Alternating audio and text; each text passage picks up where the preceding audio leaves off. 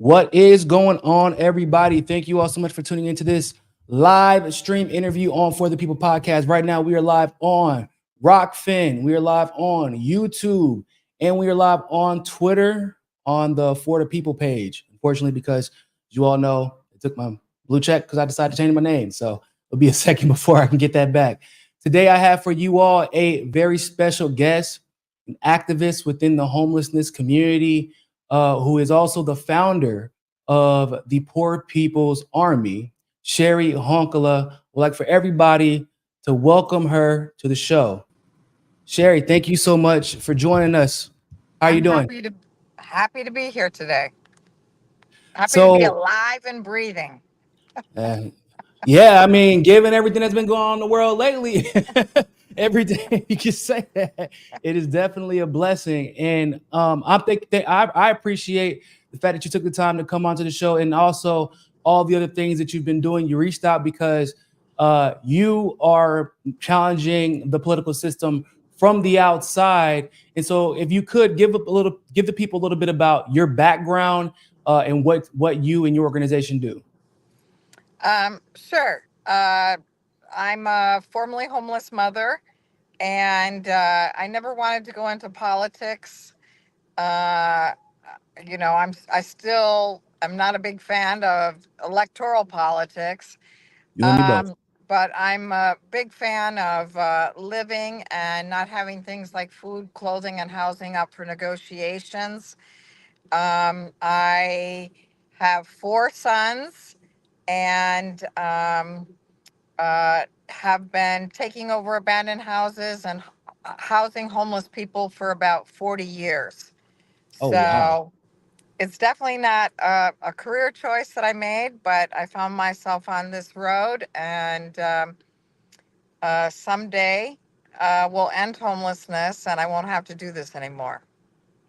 That's the goal. I always say, even in what we do in the independent media world, the goal is to make yourself jobless because eventually you just don't want to have any bad news to talk about. I don't know if we'll reach that day, but I completely agree. So, how, if you don't mind, how did you end up going from being homeless to housing the homeless?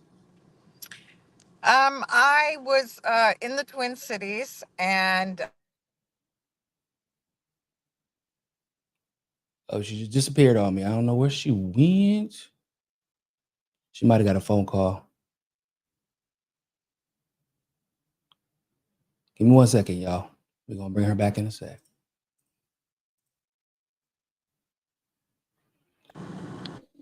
um, Where? Okay, you just fell I out. went on and off. I don't know what happened. Anyway, so Go ahead. uh, I was homeless in the Twin Cities, and I had heard about this phenomenon of people taking over abandoned houses. I found out that I wasn't going to be able to pay my next month's rent, and I had a 9-year-old boy at the time, and I couldn't get into the homeless shelters, so I did what any mother that loves her child does. After we were living in my car, and it was totaled by a drunk driver, and I decided I didn't want to Wow. die. And so I entered the housing takeover world. And during that time in the 80s, it was a very brand new thing. People weren't doing it. And so I kind of view myself as one of the pioneers in this country around doing that. And I haven't stopped because sadly, I haven't been able to stop because it's kind of like if you find somebody, kids on a railroad track, and you push them off, is that really a choice? Yeah. It's not really a choice. You just got to do what you're supposed to do. So, uh, after doing that, then I just learned that if I consider myself to be articulate and smart, and I found myself in a situation where I couldn't provide for myself and my child, that this must be happening to a whole lot of people. Mm. And every decade that's gone by, the situation has just gotten disgustingly worse. And Mostly because preventably worse I at that. can't hear That's what you makes it now. worse. Hmm. Mostly because um, all of these human rights violations could be prevented. So with the Poor People's Army, when did you start that, and what are you guys doing right now to help better that situation?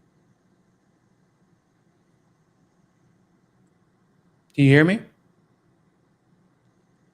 For some reason, I can't hear you.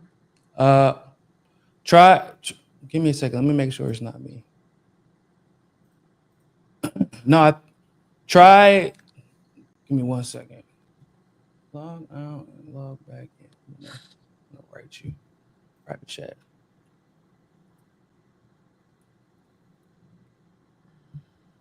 I think she has a signal issue, so we'll get her log out and log back in. But uh, man, that's so crazy. I always think about, because for those of you who don't know, I was homeless before, and I was homeless, and not with kids, thank God, but I was found myself in a similar situation where it wasn't even my fault that I was homeless. I actually ended up homeless because I arrived with the money to purchase or to rent a home, and then I was wrongfully arrested. The case got dismissed, but as you all know, to bail yourself out, I had to get my car out of the impound, which is a whole different problem because it should have never been impounded because it was actually where I was parking at, it was paid for. So, um, yeah, it was crazy. Okay, can you hear me now? Yes, I can hear you now.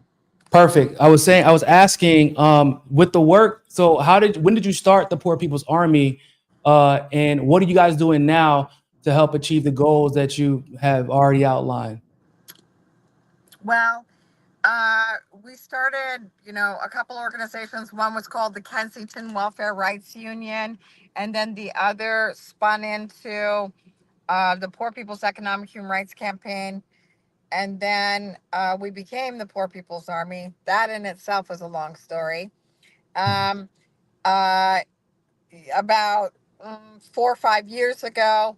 And that's really because we learned a lot from our peasant brothers and sisters, particularly the Zapatistas.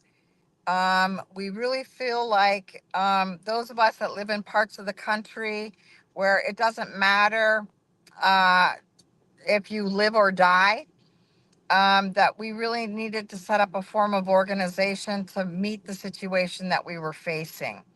So, like in my neighborhood, I live in Kensington, and if anybody watched the Republican convention the other day and didn't get ill, one of the keynote speakers was a gentleman from Kensington. That's how, and it was framed, from the worst neighborhood in America.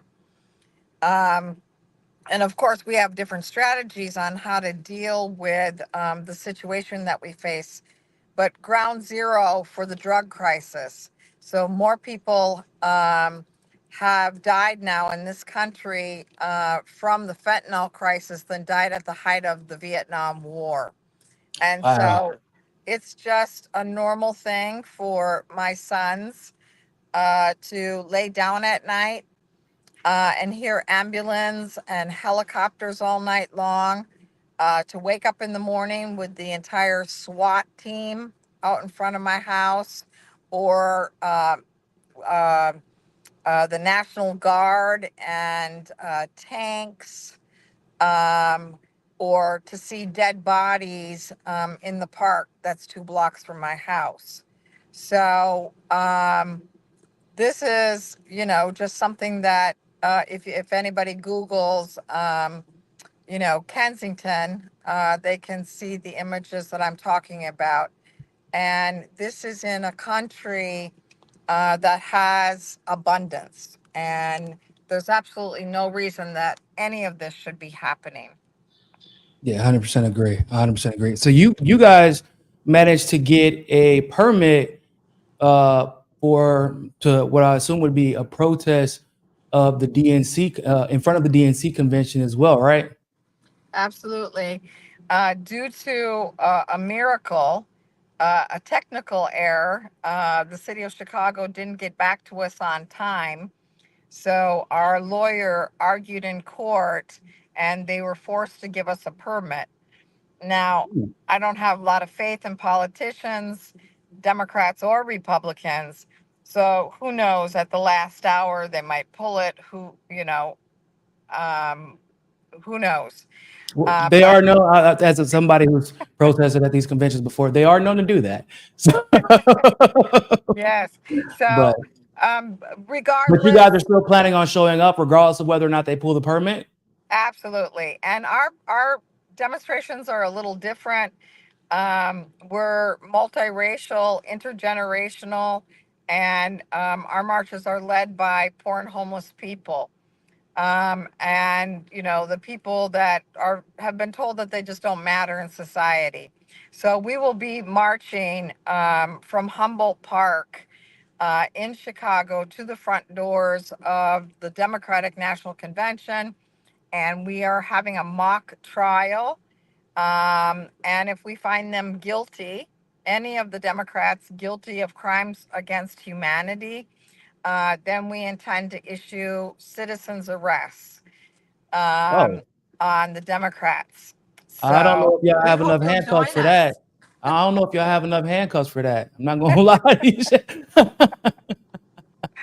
True, but I'm sure law enforcement will just, objectively jump to our side and decide that things like letting people go without food in a country that has enough food to feed everybody in the world, and continuing to spend money on war and bomb children in different parts of the world instead of feeding, clothing, and housing people here in this country. Perhaps those are crimes against humanity, and we intend to stop them. Yeah, I mean, I couldn't put it better myself. What have you what's your take on what we've been seeing now with this general election? Now, as you well know, Joe Biden's dropped out. Kamala has taken his place. Kamala happens to be from a state where, if I'm not mistaken, they actually had the highest homeless population of gainfully employed individuals. So, do you feel like there's going to be any discussion, if any, about not only the homeless population in California, but just really around the country, given that we've almost seen homelessness criminalized over the last few weeks? Well, I think that I saw a comic yesterday um, that pretty much, summarized everything that I was feeling, and it was a picture of a guy asking a woman in Gaza what kind of impact having a woman president of color in this country is going to have on the continued dropping of bombs. Mhm. And the answer is nothing. Um, you know, uh, they're part of the same clan. They're a part of. They're on the same team, and they will continue to be the war parties, both Democrats and Republicans. So it really doesn't matter who it is. They're controlled by billionaires and corporate America and corporations, and nothing is going to change in this country until the people that are on the front lines or in the boxing ring decide that they're going to start throwing the punches themselves and not wait for somebody to tell them how to fight. Amen. I feel like a lot of people have forgotten that it actually hasn't really been the president that has brought about the most change and the most substantive change in this country. You think about anything from interracial marriage to equitable rights for marriage in general, to even the civil rights amendments, a lot of that stuff was, there were mandates that were brought about by activism and protests. Then people worked together and took those, started at the local level, took cases to court and won. And that is actually how, and as much as we want to believe that the courts aren't political, you and I both know they're very politicized. They do react to PR campaigns. They do react to protests, and it doesn't really take even 50 or 60% of the country to make any political change in this country. It really takes about an angry ass 5%, just a whole angry 5% that's mobilized and organized to change the country. And waiting on a president or a governor even to fix it is going to get the job done, because that's not what history shows. And that's why their reactions are so harsh. I have over 200 arrests. And Frontline USA has said that I'm one of 13 people, human rights defenders in most danger, doing human rights work in the US. And what is that for? Feeding, clothing, and housing people? They clearly understand that this new and unsettling force that Dr. King talked about is incredibly important, because when you get in the way of us being able to feed, clothe, and house ourselves and our kids, that's, crossing the line. That's real personal.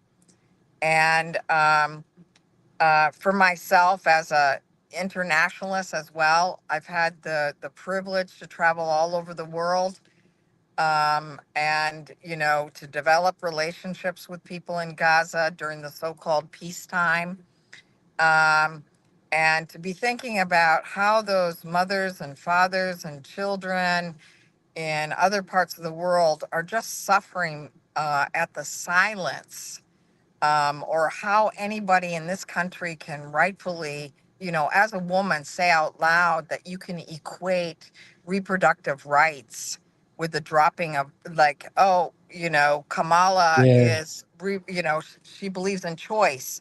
So I guess I can look which the other way which she has no control over, which is and ironic, right? dropping bombs. Yeah, it's bizarre to me, and I made a tweet about this that was a little bit controversial. I didn't really think it was going to be that controversial, but I said I'm not really sure how anyone is making, even 90% of their decision on who they're going to vote for president based off of what I mean is effectively some form of birth control. It's not that, the right to choose in the woman's autonomy isn't important, but like the president has almost zero control over that, right? And then there's no evidence that when in the ways that they could use their bully pulpit to push this issue, there's zero evidence that they actually do so, right? Because we've had Obama in where he had the House, the executive branch, and the filibuster-proof Senate. And what did they do? They didn't codify Roe, right? We had Biden, he ran on this, and then Kamala pushed it as well. They had the option to do it again, and then waited, and then blamed it on Republicans whenever the Supreme Court sent it right back down to the states, which is technically where it's always been. So when we get it kind of explains the phenomena that we see with homelessness, right? The issues that impact the majority of Americans, or have the potential to impact the majority of Americans, or really the majority of the world, they get pushed to the side for issues that really, more or less, the majority of the country, with rare exceptions, have control over, right? We have control, more or less, over when we want to have sex, how we choose to protect ourselves, if we choose to have sex. And there's the rare exception where that's not the case in situations of abuse and things like that. But those rare exceptions are usually treated as such already in accordance with the law. Most of us don't choose to be homeless. I tell people all the time, you can do everything right and still end up homeless. Especially now, two things just quickly, especially now with electronics and AI, artificial intelligence, like that's the direct. Oh, she got kicked out again.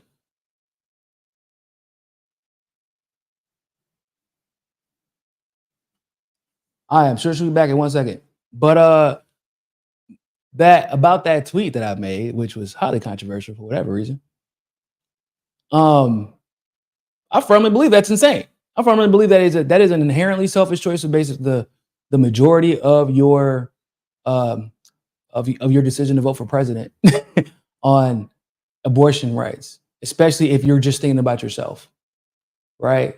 That is a wedge issue, one, but two, it is an issue that the president has almost no control over. However, a president can control his military or her military. A president who is commander in chief can help mitigate whether or not we are actively bombing a country. Oh, then she got back. There we go. Uh, so, just real quick, Go ahead. because of AI, we're creating the permanently unemployed. And Yeah. people, like you said, everybody's just like, you know, AI, electronics technology away from being permanently replaced. I don't care how much college you got. And the second thing is, in terms of being a woman and a staunch feminist myself, it's amazing how the conversation isn't around this question of the economics of choice. Mm. It's a sad world that somehow or another poor women shouldn't be able to choose how many children.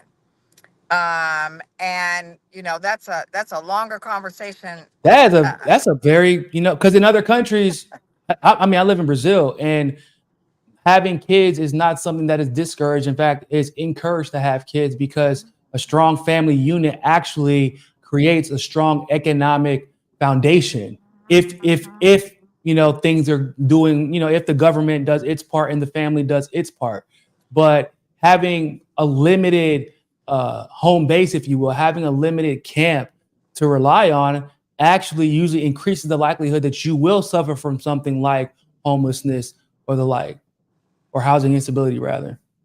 Yeah, and I'm all in favor of choice.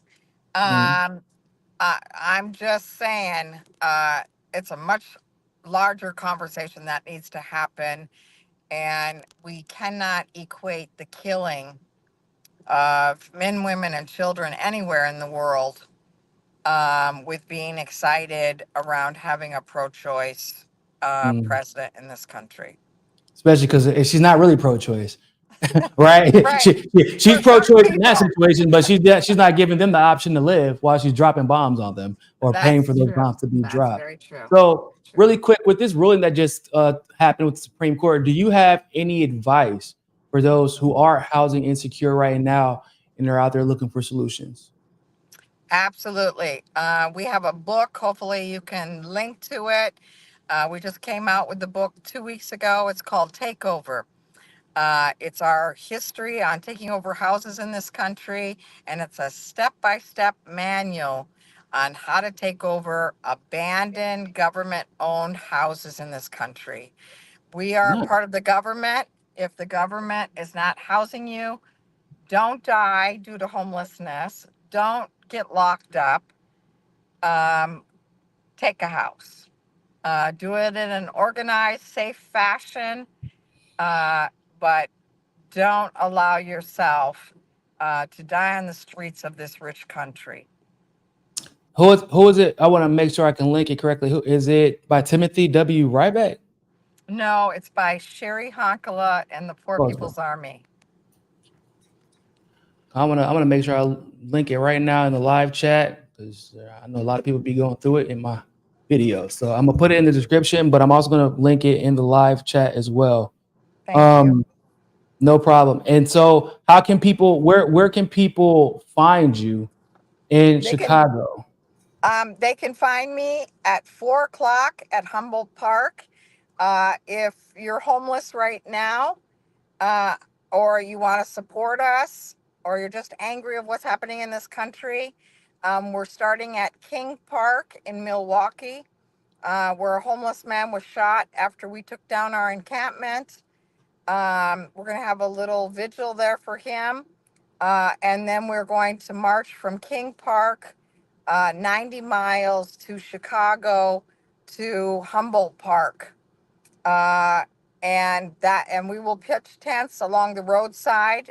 We will have live coverage on a daily basis to show people where we're at. And we're marching with our kids. We're marching with the elderly. We're marching with people in wheelchairs. So we'll need as much support as possible. But it's time that those of us that are on the bottom get organized. As you said earlier, the only way that things change in this country is if we take control of the steering wheel and we make sure that this thing drives in the right direction. Absolutely. So I can't actually find the book link. So if you can email that to me once we get off of here, I'll go ahead and post that in the description to make sure that everybody gets that. Because like I said, homelessness, I mean, I was just talking to my dad yesterday or Sunday, excuse me, and he was just saying like everybody in California right now, no matter how well you're doing, everybody feels like they're a paycheck away from being homeless. And in California, when you go homeless once, if you file bankruptcy once, there, like I said, there are people who literally are making $70,000-$80,000 a year, but they Yep. they declared bankruptcy, and the effects of the bankruptcy don't actually, it takes a while to declare it, but then also you have to wait 7 years.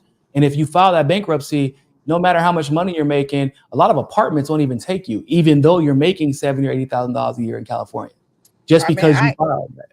And people don't know about that.